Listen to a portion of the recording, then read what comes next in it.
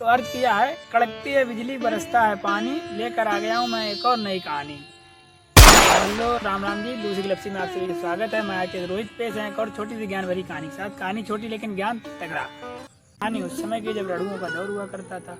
जंगल से दूर एक छोटे से गाँव में रामू नाम का एक लड़का रहता था। उसका विवाह हो जाता है। वह अपनी पत्नी के साथ रहता है, लेकिन रामू है जो अपने आप को बहुत ज़्यादा होशियार समझता था और वहीं दूसरी तरफ अपनी पत्नी को बहुत ज़्यादा बेवकूफ़। जब यह बात उसकी पत्नी को पता चलती है तो वह बहुत ज़्यादा शर्मिंदगी महसूस करती है और यह बात साबित करने के लिए ताक में रहती है। तो एक दिन की बात है, जब वह अपने पिताजी के घर जाती है तो यह बात वह अपने पिताजी को बताती है। तो उसके पिताजी बिना किसी पक्षपात करते हुए रामू को अपने घर बुलाते हैं और दोनों को 5-5 लाख रुपए देकर कहते हैं कि इसका हिसाब हम आपसे 10 साल के बाद ही देंगे।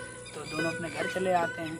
तो रामू जो है अपने घर आकर एक बढ़िया सी 4 व्हीलर कार खरीद लेता है और अपने काम में लग जाता है। वहीं दूसरी तरफ जो उसकी पत्नी है वो है 5 लाख रुपए के जेवर खरीद लेती है। यह बात जब रामू को पता चलती है तो वह उसका मजाक उड़ाता है, लेकिन इस बात का उसको बिल्कुल भी गम नहीं था। तो बीते 10 साल के बाद जब उसके पिताजी उसके घर आए तो उन्होंने दोनों को बुलाया और पूछा कि रामू, जो मैंने तुम्हें 5 लाख रुपए दिए थे उसका क्या हुआ।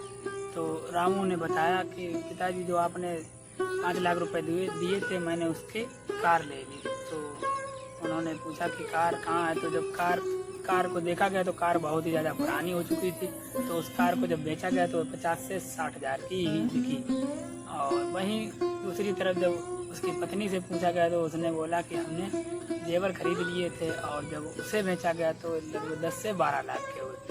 तो गाइस, हमें इस कहानी से क्या शिक्षा मिलती है? आपने किस तरीके से देखा कि रामू अपनी पत्नी को बेवकूफ़ समझता था? अगर ध्यान से देखा है तो वह खुद एक बेवकूफ़ था। तो गाइस, कहना यही है कि दूसरों को बेवकूफ़ ना समझें, खासकर महिलाओं को। जो लोग बेवकूफ़ समझते हैं वो खुद बेवकूफ़ होते हैं। वीडियो अगर अच्छा लगा तो वीडियो को लाइक, शेयर और कमेंट, पेज को फॉलो करना बिल्कुल ना भूलिए। मैं ITS रोहित अब आपसे विदाई चाहते हैं और मिलते हैं एक और नई छोटी सी ज्ञान भरी कहानी के साथ। तब तक के लिए राम राम।